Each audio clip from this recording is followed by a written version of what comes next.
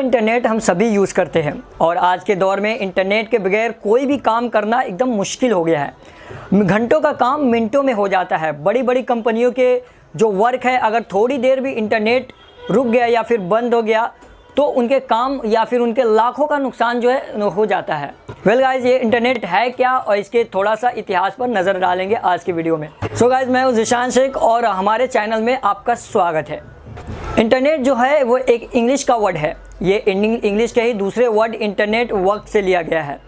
Internet basically दो word से मिलकर बना हुआ है। एक इंटरनेट, इंटर का मतलब होता है इंटरकनेक्टेड, नेट का मतलब नेटवर्क, इंटरकनेक्टेड नेटवर्क। अब ये जानते हैं ये जो इंटरनेट है ये क्या है। इंटरनेट बिलियंस ऑफ कंप्यूटर और नेटवर्क का एक जाल होता है जो कम्युनिकेट करने के लिए TCP/IP प्रोटोकॉल का यूज़ करते हैं। अब ये TCP/IP प्रोटोकॉल है क्या, हम आपको इसके ऊपर एक सेपरेट और ब्रॉड वीडियो बना देंगे, तो उसमें पूरा डिटेल आपको हम बताएंगे। इंटरनेट बेसिकली आप समझिए एक लैन के माध्यम से हम समझते हैं, local area network. Local area network होता है एक पर्टिकुलर चौल होता है, एक बिल्डिंग होती है, उसके अंडर में ही होता है।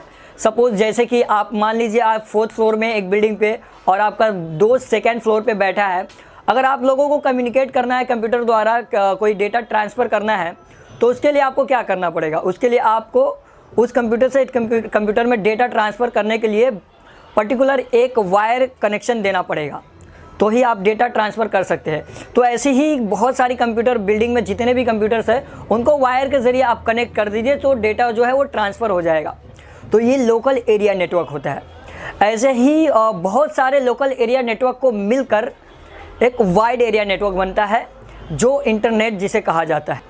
अब बात करते हैं हिस्ट्री ऑफ इंटरनेट की। 14 फरवरी 1946 को पहला कंप्यूटर इन्वेंट किया गया जिसका नाम था ENIAC, electronic numerical integrator and computer. इस कंप्यूटर के बाद बहुत से कंप्यूटर आए, बट ये सारे कंप्यूटर इंडिविजुअली काम करते थे। ये एक दूसरे से कम्युनिकेट नहीं कर सकते थे। एक दूसरे में अगर डेटा इनको ट्रांसफ़र करना होता था तो एक कंप्यूटर से डेटा को लेकर दूसरे कंप्यूटर में इन्हें डालना होता था। अब प्रॉब्लम बड़ी तब हो जाती थी जब दो कंप्यूटर के बीच कई किलोमीटर का फासला होता था, कई 100 किलोमीटर का। इस प्रॉब्लम के सॉल्यूशन के लिए 1960s में US के डिपार्टमेंट ऑफ डिफेंस के अंदर एक एजेंसी थी जिसका नाम था ARPA, advance research project agency. उसे कहा कि तुम ऐसा वे फाइंड करो, ऐसा रास्ता निकालो जिसके ज़रिए एक कंप्यूटर को दूसरे कंप्यूटर से कनेक्ट किया जा सके और डेटा का आदान प्रदान किया जा सके। अब वो ऐसा क्यों चाहते थे, क्योंकि डिपार्टमेंट ऑफ डिफेंस के अंदर कई रिसर्चर्स अलग अलग यूनिवर्सिटीज़ में काम करते थे और ये यूनिवर्सिटीज़ काफ़ी दूर दूर US में स्थित थी। एक यूनिवर्सिटीज़ में कोई काम चल रहा होता, कोई रिसर्च चल रहा होता था, तो दूसरी यूनिवर्सिटीज़ में भी सेम रिसर्च चल रहा होता था।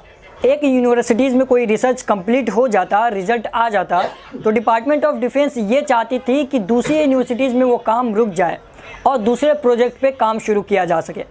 ऐसा करने से जो फंड दे रहे थे वो रिसर्च में वो कम हो जाती, उसकी कॉस्ट कम हो जाती और डबल मेहनत से बच जाते। इसलिए डिपार्टमेंट ऑफ डिफेंस ये चाह रहा था कि ARPA कोई ऐसा रास्ता निकाले, कोई ऐसा वे फाइंड करे जिसके ज़रिए दो कंप्यूटर को आपस में जोड़ा जा सके और एक कंप्यूटर से दूसरे कंप्यूटर में डेटा ट्रांसफ़र किया जा सके, ताकि एक जगह कुछ फाइंडिंग होती है तो वो दूसरी जगह पता किया जा सके कि कहाँ तक काम पहुँचा और उसे स्टॉप किया जा सके। अब 1969 में ARPA ने 4 कंप्यूटर को एक दूसरे से कनेक्ट कर लिया। ऐसे ही धीरे धीरे ARPA ने बहुत सारे कंप्यूटर को एक दूसरे से कनेक्ट कर लिया और फाइनली 1972 में विंडसर्फ एंड बॉब कान द्वारा इंटरनेट का आविष्कार हो गया। तो दोस्तों, उम्मीद करता हूँ ये इन्फॉर्मेशन आपको अच्छी लगी होगी। ऐसे ही इन्फॉर्मेटिव वीडियो देखने के लिए आप हमारे चैनल को सब्सक्राइब कर लीजिए और साथ ही बेल आइकन भी प्रेस कर दीजिए ताकि फ्यूचर में हम जो भी वीडियो अपलोड करें वो सबसे पहले आप देख सकें।